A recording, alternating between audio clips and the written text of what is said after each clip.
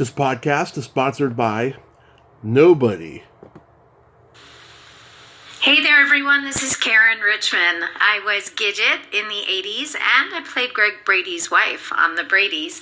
And you are listening to Tommy Throwback Kovac on Splat from the Past. Hey, Tommy, you got a good joke for me?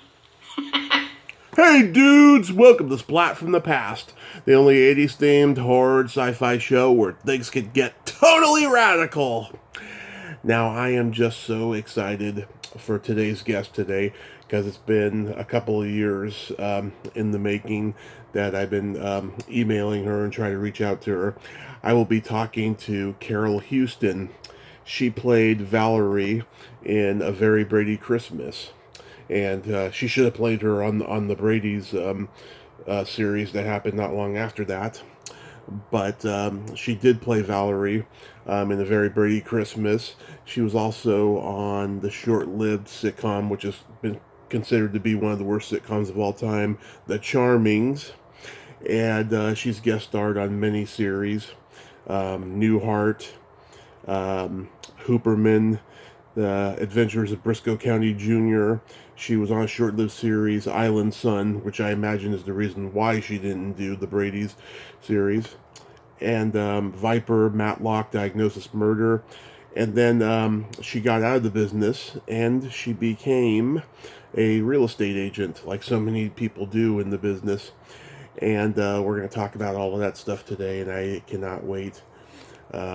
She's a very beautiful and talented lady, and she is very much missed in the business. But it's going to be a great conversation today as Christmas December starts wrapping up. I've been so lucky. Today is Friday the 17th. Next week I have a couple more good ones, and then a couple more to wrap up the year, and then 2022 will be here. So here is my interview with Carol Huston.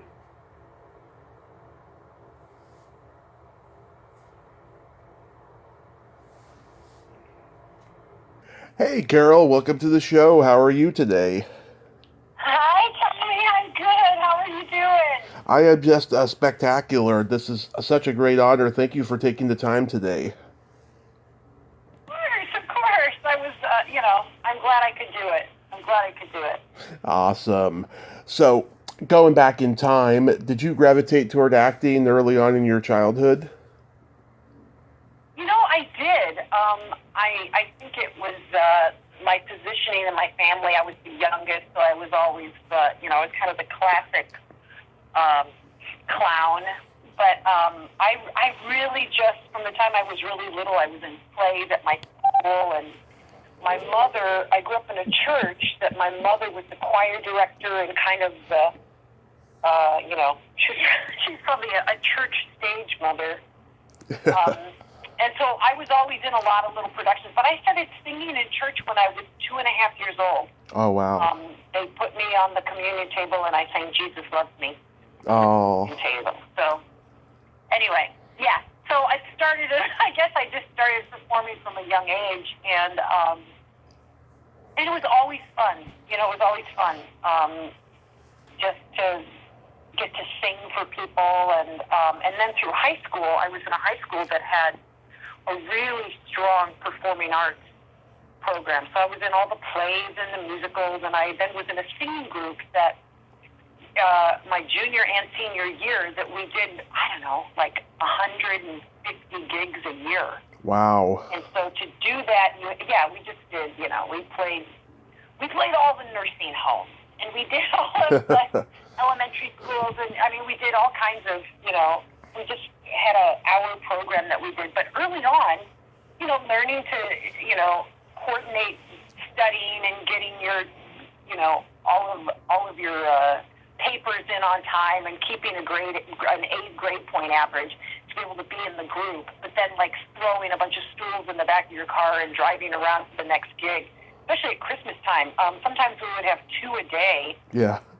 In the month of December. So it was always really fun. But boy, I learned a lot of Christmas songs, and I still to this day am friends with the town criers from Forest View High School in Arlington Heights, Illinois. The high school's closed, but we're all still friends, and it was quite an amazing experience. But I know that that's what really kind of got me geared up to become a professional. You know? Yeah. So it's a gift. It was a gift. Yeah, it sure was. So you were born and raised in Chicago? Yes. Yeah, did you? Outside the city in Des Plaines, Illinois. Yeah, did you ever go to the Steppenwolf Theater? Yes, I did. I went to Steppenwolf all the time, and I actually did. When I started kind of working more, I did plays at the Goodman Theater. Yeah. And and the Steppenwolf at that time was really strong, and so I was deeply affected by that. And I had the agent, the Getty's agency in Chicago, that represented John Malkovich and Lori. There's Gary Sinise, Glenn Headley. Gary Sinise, yes, all those guys. Laurie Metcalf. Yeah. Laurie Metcalf, yes, Laurie Metcalf, sorry. So, anyway, yeah, we were definitely, it was a theater town. It really was. And then we also had Second City. So, if you could either, I was involved with this great acting teacher, Kyle Donnelly, who went on to become a big play director. Right. And she was the one that, really kind of got me both understanding that I could do comedy, but also that to do drama. And we did some really great work in there. So it was great. It was a great training ground. I got my SAG card in Chicago, which, people are just getting started out. I always say, go to Chicago. Start in Chicago, and then go to LA or New York, Right. Or go to Vancouver, it's always that kind of thing of like, don't go to the main city, go someplace else. Go to Atlanta now, right? Yeah. Get your SAG card somewhere else. And it's amazing how, I became the commercial queen. I did a ton of commercials in Chicago. And then my agent I had a great agent, the Getty's agency, and they ended up getting me an agent in LA, and that kind of like led me to Los Angeles. So it was pretty funny.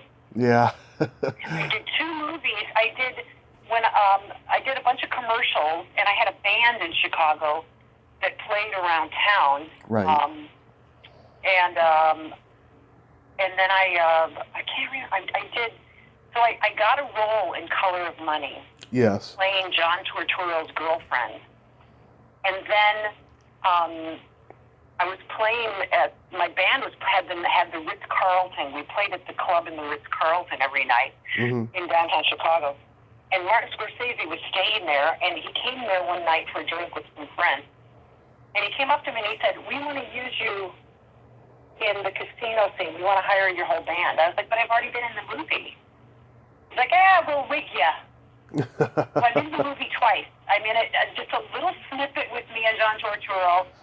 And then there's this, I played a hairdresser. I played his girlfriend who was a hairdresser, and he cut out most of it. But I'm in it then, and then I'm in it again with a blonde wig on, singing Boy from Ipanema with my band at the time. Yeah. Isn't that a riot? That is. Don't blink, you'll miss me. And at the time I was Carol Messing. I was married to Mark Messing, my first husband. And so, so anyway, I still get residuals on that. And then I was in Nothing in Common. And both of those I got cast out of Chicago. Right. And Color of Money was shot in Chicago, but then Nothing in Common started being shot in Chicago, and they flew us all out to L.A.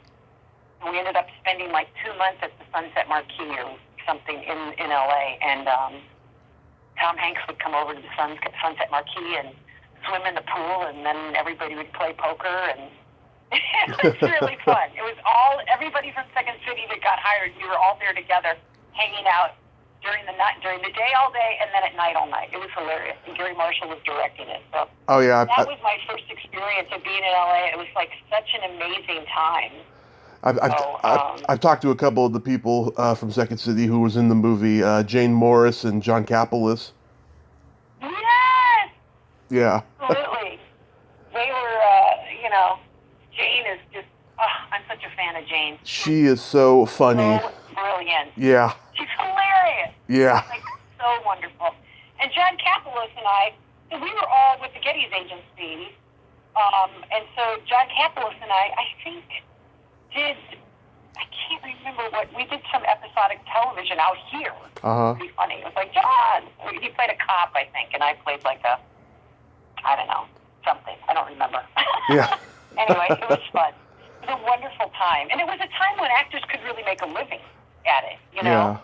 Yeah. And then as time went by, it just got harder and harder to make a living, you know?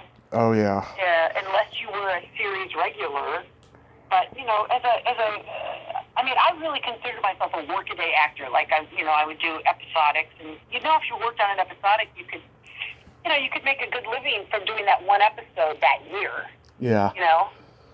But, and then I would, but it got to the point where it was just like on the same day, in the morning I auditioned, and they told me I was too old. And in the afternoon I auditioned, and they said, oh, she's so great, but she's too young. And then I had an audition at Warner Brothers where I was playing a cop that had lost her mind, kind of, and was kind of off the deep end. Right. And was violent. And I auditioned. It was between me and like 3 other women. And I had really worked on it. And I had worked on it actually with my friend Danny Roebuck from Matlock. He and I would get together and work on scenes together all the time. He's a dear friend. You probably know Marcia Dietland, right? Say it again? You probably know Marcia Dietland then. Yeah. Yeah, she's been on the show. I love her. She's such a sweetheart. And Danny just, he and I just always clicked. We were, yeah, pals, and still are. And so, he had, I really, really went in fully committed to doing this part. And basically the scene was that the actress, that the character goes crazy, and she couldn't carry a gun anymore, but she carried an old hammer in her pocket. Right. So I pull out this really scary-looking Freddy Krueger kind of hammer. Yeah. And I start swinging it around in the casting office, and literally, I hear the casting director go, and the director. It was like all of the NBC people that were there sitting there, and they're like, I'm acting, right? So I get done, and I stayed in character the whole time, and I walked out. And I get a call from my agent who said, what the hell did you just do? I was like, I just did, I think, the best audition of my life. I think I scared them all. I think it was awesome. And she goes, no, you scared them so much that the casting director thinks you've actually lost your mind, and she's calling the security guards to walk you to your car, and you're no longer welcome at Warner Brothers. I'm like, what? I was like, no, I was acting. Let me go back. Let me go back and say, hey, guys, it's Carol. She's like, no, you're being... And literally, these two guards come walking up and say, we'd like to walk to your car. Please don't go back in the building. They thought I was really crazy. And I thought, oh, my gosh, this business is insane. You can't even do a great audition and scare people and make them believe you, and then they don't hire you. I mean, it was like the best audition of my life. I felt like I had the roof. And later I saw the director was like, oh, my God, you killed it. You killed it so bad, though. The casting director had only cast me in comedy. Right. And so she thought that I was a nut job. She thought I was absolutely nut job. Oh, you don't want to hire her. She's crazy. And she would never see me again, and would never let me come back in because she thought I was nuts. Yeah. My agent was like, what did you... And so I thought, you know what? If it's come to this, you do your very best work, and you actually freak somebody out so bad that they actually think you're crazy. I don't know what I'm doing here. And then I also was too old and I was too young. I thought, maybe I got to find another way to make a living. And so I did. I literally, through a whole kind of amazing, all kinds of different things. But all I can say is that it was God. God led me to real estate. It's the funniest thing. But yeah. One day I was walking around. I had done Matlock. Matlock was on the air. Right. And I really was like, I needed to get work. And I had done a pilot that was on hold, so I couldn't do anything else while the pilot was on hold. And I needed to have a job. My daughter was going to be getting, I was a young mom, and my daughter by then was getting ready to go to college. Mm. So I was 38, I think. And so I literally was like, oh, God, please show me what to do. And the next day, I get a call from a friend of mine who said, hey, Carol, I've got a friend that's a realtor that's looking for somebody that could, like, be his assistant, but like would you ever want to go into real estate? Yeah. Like, no, I would never want to go into real estate. And he goes, oh, okay, well, I don't know. I just thought of you. I was like, okay. The next day, I get a call from a friend who says, hey, Carol, I was just at this open house, and I swear to God, there's this woman who looks just like you. Have you ever thought about going into real estate? I was just thinking you'd be so great at that. I'm like, no, I'm not going into real estate. That's so crazy. The next day, I get a call from a friend that says, oh, my God, I was watching the show, and this woman looks just like you, and she's a realtor. And I thought, wow, Carol should go into real estate. Yeah. She would be so great at that. I'm like, what? No, I'm not going into real estate. Then the next day, I'm in Trader Joe's. Right. Mind you, Matlock is on at that time. Right. And my fan base is probably 65 and older. Those are my people. Right. Anybody 65 and older recognize me. They know, oh, that's, you know. So I'm walking through Starbucks, through Trader Joe's, and my cart bangs into this lady. I was like, oh, I'm so sorry. She goes, oh, my God, it's you. It's you. You're, and she's probably 68, 70 years old. I don't know. And I said, yeah. And Jerry Stone from Matlock. She goes, what? No, I thought you were my realtor. Aren't you my realtor? Yeah. I was like, what? I said, what's your name? She goes, my name's Deborah. I said, Deborah, I'm always going to remember this moment. So I went back to the first guy, and I called him. I said, you know what? I think I'm supposed to call and go see this guy. How many times does it take somebody to tell me, you might want to go into real estate? You might want to go into real estate 4 times. I'm a little stubborn, right? Right. So I went back, and I saw the guy, and I just finished guest starring on a show. And so I walk in there, and he's on the phone, and he says, so, a coffee, and I'll finish up here. Okay. And I look at him, and out of my mouth comes, no, I don't do coffee.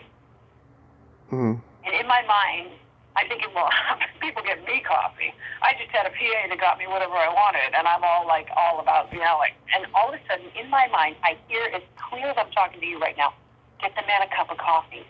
If you get the man a cup of coffee, your whole life will change. And I'm like, I am not getting that guy a cup of coffee. I'm not going to do it. And inside it's like, get the man a cup of coffee. If you get the man a cup of coffee, your whole life will change. And I'm looking at the guy, and he looks at me, and he looks like, and he says in the phone, I'll call you back. And he hangs up the phone, and he looks at me, and he's like, you don't have to get me coffee. And I was like, get the man a cup of coffee. If you get the man a cup of coffee, your whole life will change. It's in my head. Mm-hmm. I look at the guy, and I'm like, okay, what kind of coffee do you take? I'll make you coffee. Where's the coffee? I'll get you a cup of coffee. He's like, no, you do not have to get me coffee. Let's just make a list of the things you're not willing to do, and I'll be so glad to. I was like, no, I'll get you coffee. And it was like, get the man a cup of coffee. Your whole life will change. So literally, I go, he shows me where the coffee is, I give him a cup of coffee, and from that day forward, my whole life changed. Because the truth was, wow. it became about serving other people. It was not about me being served any longer. It became about become the servant to other people. Right. And that became what my business was based on, what my business is still based on. That's what I teach other young agents. It's like, it's not about you. How do you serve other people? Right. And if you become a person that's of service, it changes everything. People trust you. You have a lot more fun. Yep. And it's just, it's humbling, but it's also the right way to be in the world, I think, I know a lot of actors. If I was the actor that was all about that, like, ooh, I just Yeah. I got to be the queen of all things, it all just got it got cleared out of me then. Yeah. And I've still dealt with it, just my ego or whatever, but the truth is, I left, and I'm proud that I started a business that's very successful, and I've really been able to help a lot of people buy and sell property in Los Angeles and throughout the state of California and in other states. I have a whole group of people that I'm friends with throughout the country, and it's been a great thing. I always had been a businesswoman. You know, I was always the person that when I did my first play at the Goodman Theater and they told me what they were going to pay me, I said, oh, there's no way. I can't do that.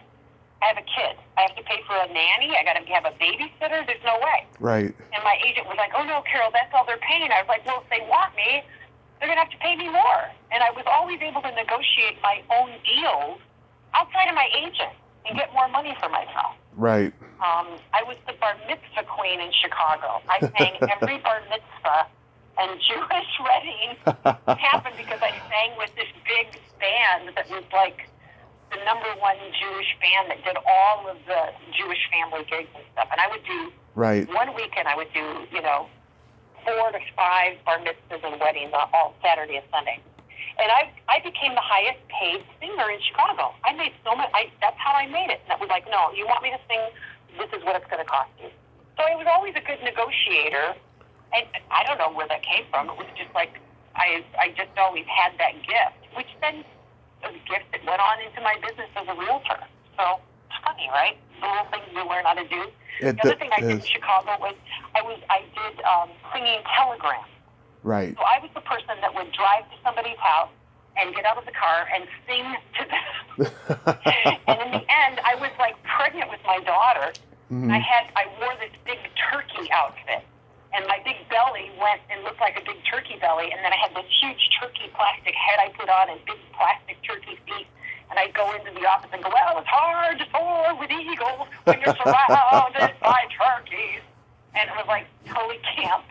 I, at that point, was driving all over the city of Chicago. And I would sit there in my car with a map on my lap, trying to find the house or the business where I was supposed to go. Right. Years later, I was always really good with maps. I could find a house out of the Thomas Guide in L.A. better than anybody. Who knew that skill from delivering singing telegrams all over Chicago would end up being a skill I'd use as a realtor? I mean, you just never know why you're learning the things you're learning that will end up being something that will be a gift to you later. And I think that's the part of it that's odd or God. Right. There's no explanation except it happened and it was pretty awesome. And I feel like it's a big gift. So.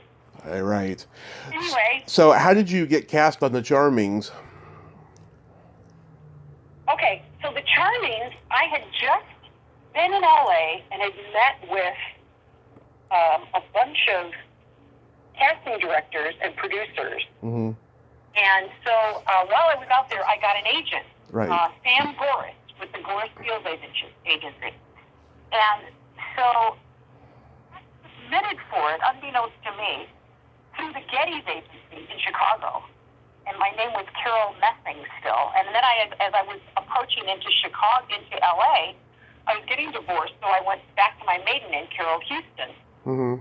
So I get a call from Getty saying, hey, we sent your tape in. You've got a call back for the show The Charming. I was like, oh, that's awesome. They want to fly you out to LA. I was like, oh, okay. So then I get a call from the Goris Fields agency saying, hey, the show The Charmings wants you to be flown to LA to come and see it. I was like, what? So come to find out, Charming had 2 different actresses that the husband had seen this girl, Carol Messing, from Chicago, and the wife had seen this girl, Carol Huston, from LA, and they wanted each other. It was Robin Prue Sternum. Right. And they wanted to they wanted to have each other see each actress. Well, it was the same person. It was me. So I end up there. It was hilarious because I was changing my name and I had 2 different agents.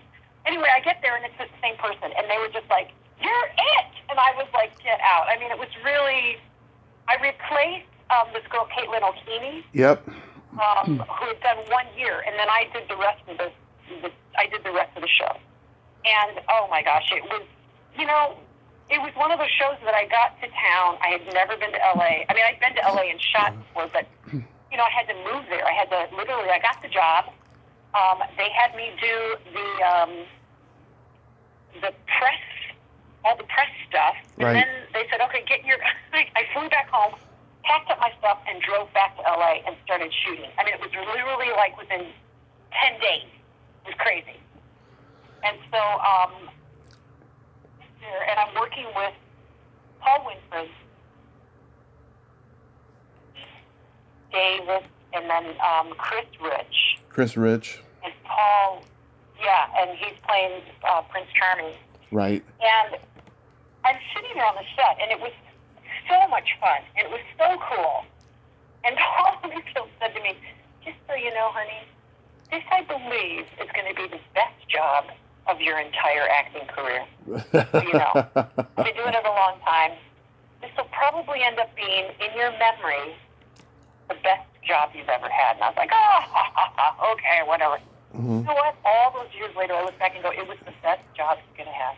It was a family environment. My daughter was with me a lot of the time. I had two little boys that played my sons. I mean, we just had a blast. And the hours were super easy. Right. And it was in front of a live audience. It was always fun on Friday nights to actually do the show. And the producers were just gems. They were just incredible. Everybody that worked on that show was just so awesome. And, you know, when I look back on it, it's like, it was really a gift. You get to LA and get to have that. And just, you know, an easy schedule. And my daughter could come and hang out on the set and be with us. And it was just amazing. You know, it was really fun. Yeah, my mom and I used to watch it every week when it was on because we knew how bad of a sitcom it was. But that's all you had. It was three networks back then, you know, and right. And we were up against Cosby, which was like, you know, it was the best spot on ABC because Cosby was, I think, NBC. And yeah, we were just. There was no way we were ever going to get more the ratings to go up on that because Cosby was like stellar, you know. Yeah, so, they were trying to bring. It was what we call a high concept comedy. It was high concept. Yeah, all the writers and producers who grew up on like I Dream of Jeannie and Bewitched were trying to do the fantasy sitcom for the 80s, and it just didn't work. You know, there was all these shows, Out of This World, Small Wonder. You know, I beg to differ. I think it worked really well. I thought it was hilarious. I really do. And I get people now that just say, you know, that show was hilarious. And if you look at it, I'm like, you know what, I'm proud of that show. I think it did work. I just think it wasn't fit for the time. Because then that's what I mean. Yeah, that's what I meant. Later shows came that were, you know, that kind of worked better. But I think it was the beginning of that, of just like such a fantasy, like, you know, that you could, and also the use of special effects that they did. Right. On a half-hour sitcom, nobody had done that. You know, like in live, you know, on a stage, to have like to have Bambi, a real baby deer, come and be on stage with me, or me having to sing to birds, that there were live birds there. I mean, it was hilarious. You know, at one point, you know, the evil stepmother, you know, she basically does a spell where buckets of water fall on us, and I'm in bed with Chris Rich, and literally tons of water are in this huge plastic bag over our heads, and they're like, okay, here we go. There's one take. Sure enough, we're laying each other, and this water comes crashing down on us like you've never seen. And they had like a whole plastic swimming pool that the bed was sitting in to catch the water. It was hilarious. And it was like, they did all kinds of crazy stuff that were live effects that nobody was doing then, you know? Right. Sitcom. I mean, pretty funny. So anyway, it looks cheesy, but it was also like you think back and think, they didn't have computers then. They did, I mean, in the way that they can computerize everything now. It's just, you know, no green screen. It was awesome. So you're my fifth guest from A Very Brady Christmas. I've talked to Jennifer Runyon, Karen Richmond, Barbara Schwartz, and Tanya Lee Williams. This has always been one of my favorite specials. I mean, I can imagine you probably were a huge Brady Bunch fan growing up. I was, and the dream of being able to actually kiss Peter Brady was like, what? Yeah. That's crazy. Oh my gosh. To this day, it's hilarious. So it's, you know, it's on, I mean, who would have thought that A Very Brady Christmas would become the It's a Wonderful Life of our generation? You know, who would have thought that? But anyway, I do get people that around this time of year I have friends that will be watching it and do selfies in front of the TV with me and send me a selfie and say, guess where I was tonight? I was with you. Yeah. A Very Brady Christmas. Hilarious. It makes me laugh so hard. But it was such an incredible experience to do that with them and to hang out with Lawrence Henderson and, Robert Reed. It was amazing. It was amazing. And it was also weird to be kind of step into essentially their family dynamic. Right. I mean, they have a family dynamic. It's real, And to kind of be an outsider stepping in, it was already kind of, it was interesting. It was definitely interesting. Yeah, Jennifer told me she was accepted right away, even though Susan Olsen wasn't able to do the movie. She said that they were just so warm and kind to her on that set. Oh, yeah. Everybody was great. I mean, she was a little intimidated, obviously, but everybody was cool, Yeah. It was definitely, everybody was very cool. Yeah. And, we had a lot of laughs. It was very funny, Yeah. Oh, yeah, it's funny. I was trying to find Jacqueline Bernstein, who played Marcia's daughter, right? And I found a Jacqueline Bernstein on Facebook. Turns out it's not her, but she looks exactly like what she would be now, And now she wants to. How funny. She wants to come on the podcast because she's a famous event planner in New York. So I'm talking to her on the phone privately tomorrow about it. So we shall see. Wow, that's a funny small world thing. That's hilarious. Yeah. Well, it was definitely, it was an honor to get to do that with them and to be a part of it. And I had no idea that it was going to be what it was, that it was so few and far between that they'd ever get together again, But I felt sorry for them. I mean, they did all of that work on that show. And at the time, I think it was, from what I believe, it was like the years they did that show, Screen Actors Guild wasn't yet doing residuals. Right. Like all the money was going to the producers. So they did those shows and all of the replay on them, they never got residuals. Right. So I think, and same thing with Gilligan's Island. Bob Denver couldn't go anywhere because all he was known as was Gilligan, and it was just so hard for him to work. And all those guys, they couldn't really work again. Marsha was known as Marsha. I mean, it was so funny. I was in an audition once for something, and she came in to audition, and people were like, oh my God, Marsha Brady's here. I thought, wow, she can't, people don't even, she's just known as that. All of them. They got so typecast. And, yeah. And in a way, they didn't get the benefit of the money from it, I think. So, I think it was hard. But I just... I just love your performance in the movie because at work Valerie is kind of cold, like bosses are most of the time, but like at the Brady house she's just sweet as pie. Well, that's kind of me. I'm cold during the day, but I come home and I'm sweet as pie. That was supposed to be it. Like sort of a split personality that would also be confusing to Peter Brady. I don't know. I think she's okay. So that was the whole thing. Yeah. Later, I met a lot of really successful businesswomen that I remember, like this woman that was like the number one realtor in Beverly Hills. Right. And I remember being out to dinner with her and some other people, and somebody saying, so how have you been married so many years? You're such a successful businesswoman. And she said, well, because at work, I'm hard as nails. But when I come home and see my husband, I'm just a girl. And I let him be in charge. I don't have to do anything. I was like, oh, well, there you go. They've worked it out. Just a girl.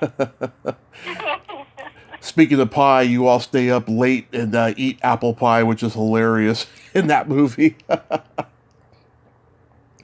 it was a very fun scene. Yeah, my favorite scene... Pies to it.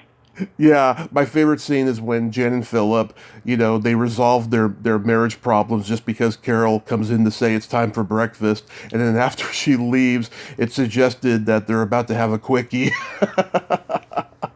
Yeah, exactly. that set the precedent for That's right. that set the precedent for the dark spin-off, The Brady's, which, by the way, I take it because you were on Island Sun, that's why you weren't on that spin-off, right? Yeah, I did Island Sun right after that, and then I did some other stuff. And my agent didn't want me to do it. Mm-hmm. And I was like, ah. So, yeah. Yeah, how was working on Island Sun? It was fantastic.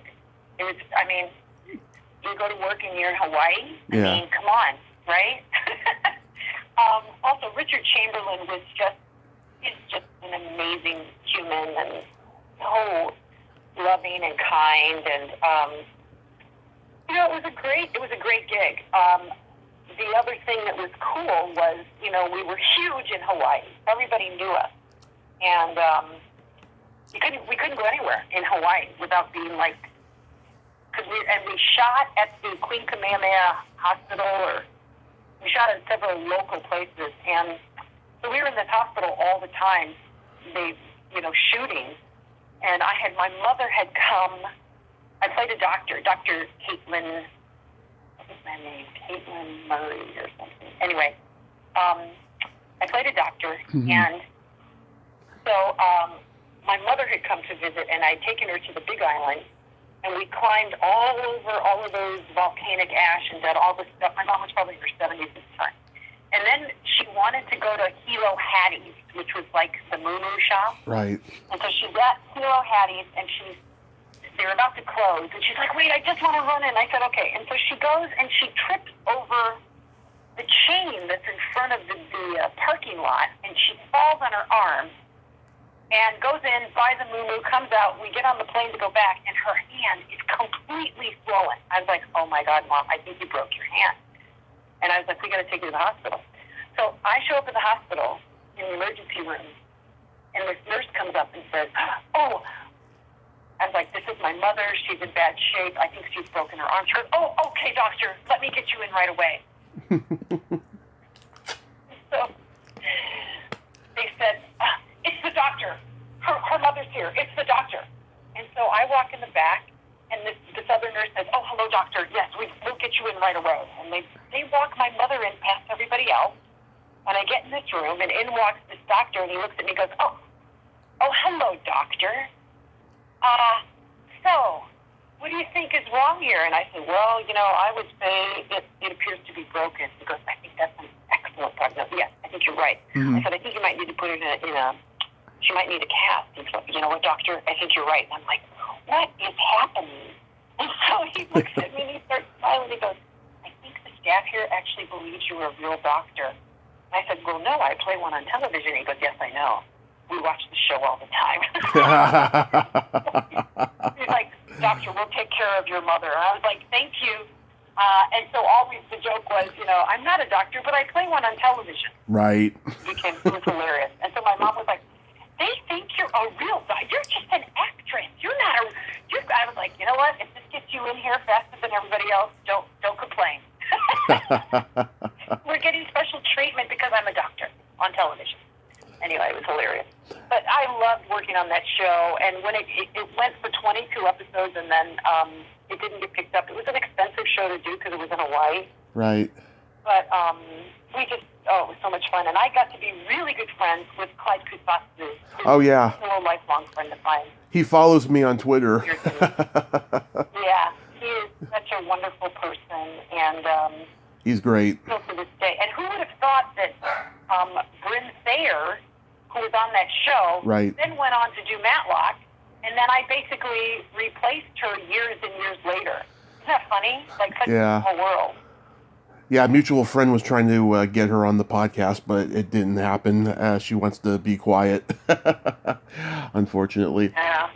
How was working with John Ritter on Hooperman? Oh, man. Oh, my gosh, this is so fun to remember all this.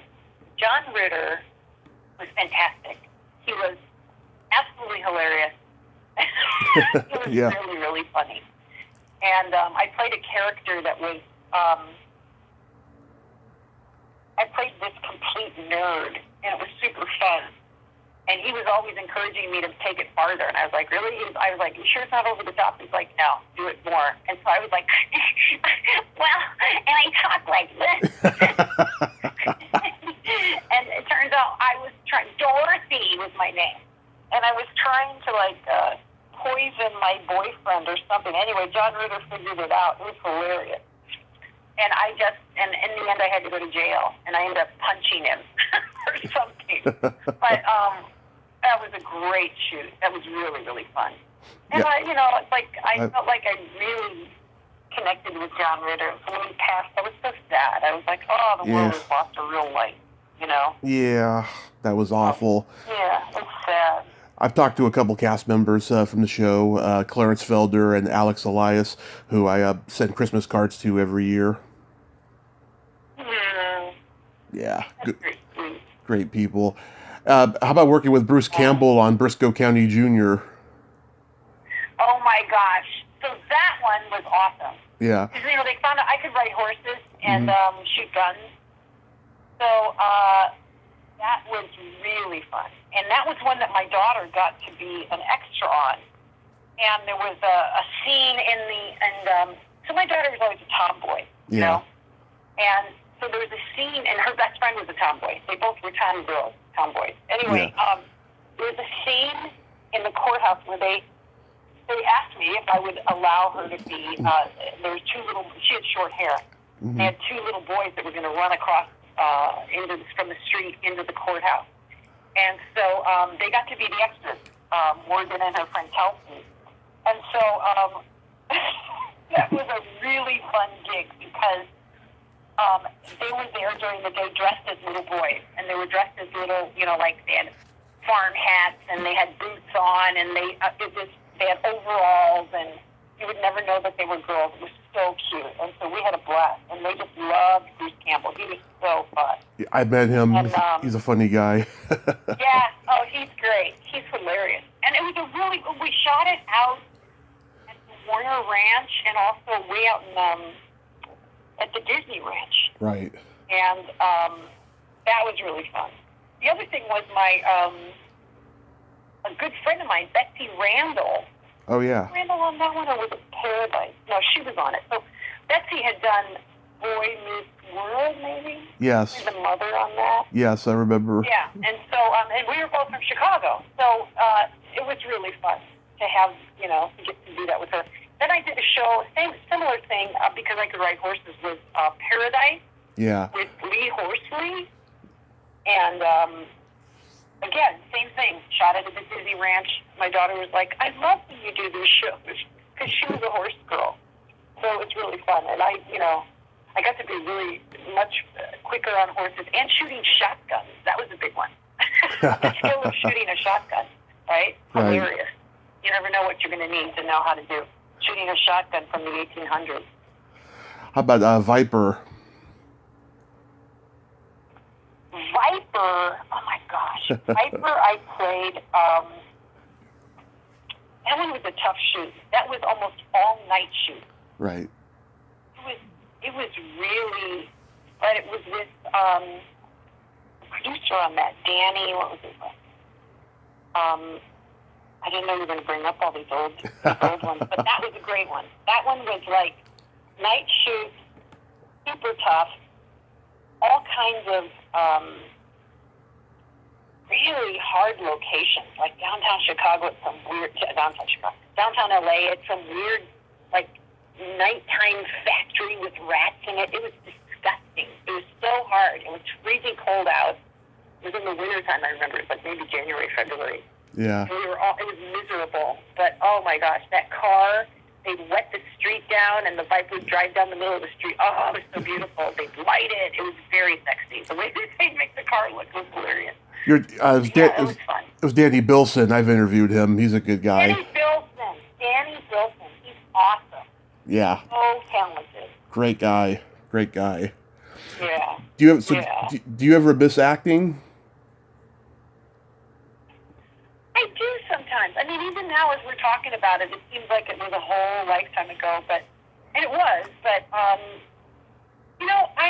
really enjoyed it, but I also, the hardest part, as my daughter used to say, people say, "Oh, do you want to be an actor?" And she's like, "No." They say, "Why not?" And she goes, "Oh, it's just like hurry up and wait all day long. You sit around all day long, and then at the last minute they're like, okay, let's go, let's go, let's go. And you got to know what you're doing, and you just got to do it, and there's all this pressure." She goes, "I mean, the only reason I would become an actor is for craft service. They have really good snacks."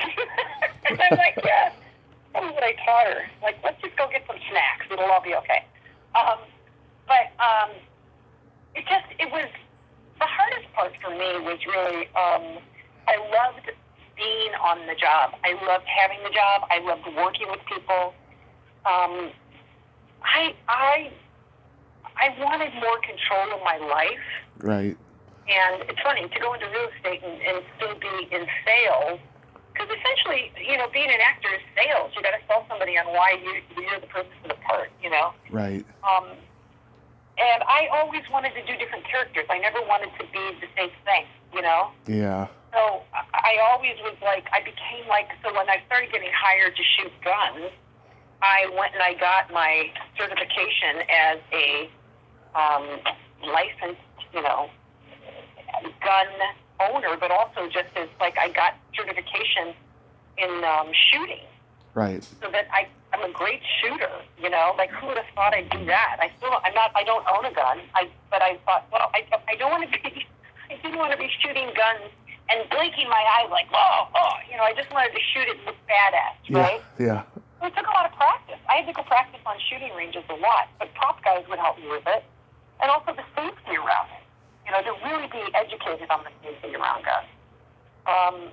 And just riding horses and just all kinds of stuff that I never would have done. I loved that skill set. I loved teamwork. I went back maybe about 5-6 years ago and started doing a class with Raphael Sparge, who's a dear friend. Oh, I've heard of him. He's a great teacher. And I was in the class for about a year and a half, suddenly realizing, if I wanted to get back into it, just for fun. I did it just for fun. And to get to play all of the roles of the mother instead of the ingenue, right? Right. And to realize I still had it if I wanted to, but I still feel like I love my business. I love helping people, and I love that part of my life. And to let that, I realized that if you're going to act, and it really hit me early on in my career, was I was doing a show on Showtime, and I was trying to sell houses. And I'm on the set, and I hear somebody knocking on my trailer going, "Miss Houston, we need you on the set, we need you on the set." And my phone had rung, and it was an inspector saying, "Hey, I'm trying to get in this house. I can't get in. I'm trying to inspect it for your buyers, but there's no way to get in." I'm like, "What do you mean there's no way to get in? There's a lockbox," and blah, blah, blah, blah. He's like, and the buyer's like, "Carol, we need your help." And I'm like, knocking, "Miss Houston, we need you on set, we need you on set." And I was like, oh my gosh, I can't do both. I'd like to do both, but I need to be available for buyers. They're spending all their money on a house. And for me to be doing, acting and trying to sell a house, it's not fair to them. I can't take their money if I'm not going to be present. And that became like, I can't do both. And at that point, I let go of the acting. Right. And just went full-time to real estate. And, I do miss it. This is a long way to come around to say I miss it. But I also feel like, if I want to do it again, I'll go back and I'll play the judge. I'll go back and I'll play, somebody's mother, or the farmer's wife, or the president's wife, or whatever. I'd love to do that. But at this point, I'm so busy training other people to become realtors, and my team is doing so great, and we have an incredible business that we've built.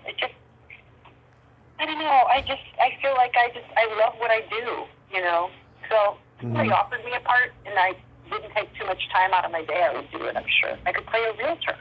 Yeah. I mean, with Netflix and Amazon, streaming series, I'm sure, you would get offered a part. I hope you do, because I just miss your beautiful face on screen. I really do. Oh, so I still get fan mail from people, believe it or not. I believe it. And people send me stuff and want me to sign photos and stuff, and I do. And it's very dear. Like, wow. Or they'll send me a photo that they have of me from, 1989. I'm like, where did they get that? Yeah. It's crazy. But it's so proud of the work I did and the people I got to work with. I mean, when I think back on it, early on I worked with Tom Hanks. I worked with Jackie Gleason. Yeah. I worked with Paul Newman. I worked with Tom Cruise. I worked with Bob Newhart. I did the Newhart Show. Right. I did, I worked with Richard Chamberlain. I got to work, and that was just, to work with Richard Chamberlain and to be part of his, it was just phenomenal. I got to work with Dick Van Dyke. I got to work with Andy Griffith. I got to work with Robert Stack. I got to work with all of these, legends. I got to work with, I did a pilot with, and I just got to do so many cool things with older actors that I feel so honored that I got to touch those kind of, icons, really, and get to be in their world, and, it was really fun. Really, really fun. So really quickly, Carol, this is my secret silly game. This is a series of silly slumber party questions. No win or lose, just pure fun. And how the game works is, I ask you the question, you answer it, then you ask me that exact same question, and I answer it. And you could feel free to comment on answers. Okay. Okay. Okay. Carol, Right. Carol, are you ticklish? Yes. Tommy, are you ticklish? Oh yes, I've been known to hit people in the groin. I'm so ticklish if you tickled me without warning. Oh. Oh goodness. Oh goodness. Okay. What's your favorite part of the body? It could be anything.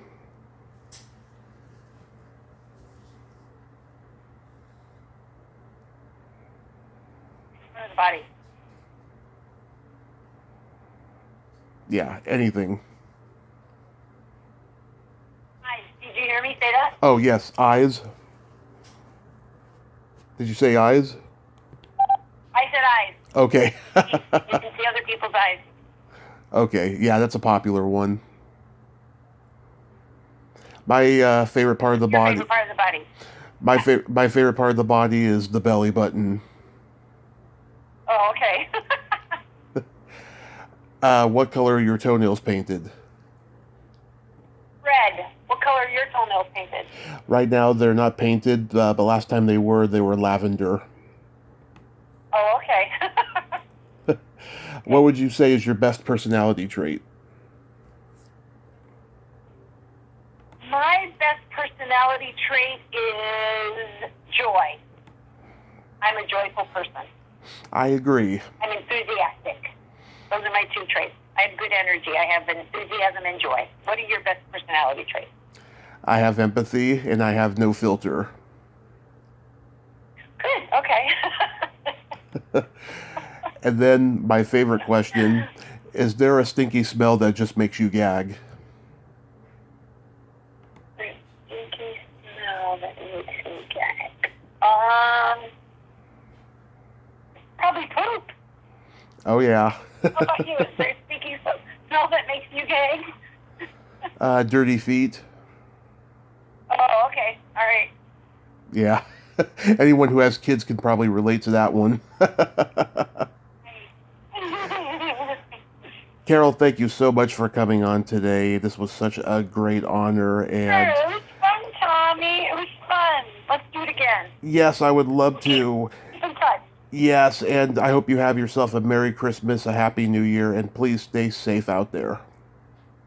You too, Tommy. You too. Have a wonderful Christmas and a wonderful New Year. And hopefully we'll all, we'll all come to a better place with each other, and that we'll be peace on earth. Wouldn't that be awesome? That would be spectacular. Yeah. All right. Take good care. Okay, you too. Bye-bye. Okay. Bye. Well, there you have it. Carol Huston. Ain't she a sweetheart? Oh, what a sweet lady, huh? I'm so glad that we got to talk today. And, yeah, she's out there selling them houses. I hope someone offers her a part, though, on television or something soon. Well, until next time, this is Tommy Throwback Kovac saying there's no shame in living in the past because the present sucks. Later, dudes.